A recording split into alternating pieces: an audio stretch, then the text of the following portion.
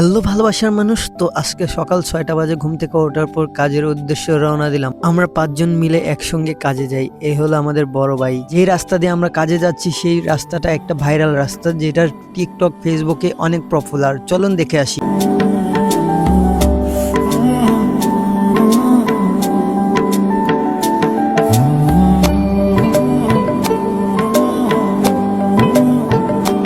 হয়তো অনেকে এতক্ষণে চিনে গেছেন, যদি চিনে থাকেন অবশ্যই কমেন্ট করে জানাবেন। যে শুরুতে ভিডিও করা হয়নি, তার মাঝে আমরা একটা নাস্তার বিরতি নিলাম। তো আমার হাতে বোতলগুলো নিয়ে আমি পানি আনতে যাচ্ছি। আমার পিছন পিছন আমাদের টিমের সবাই কিন্তু আমার সঙ্গে আসতেছে।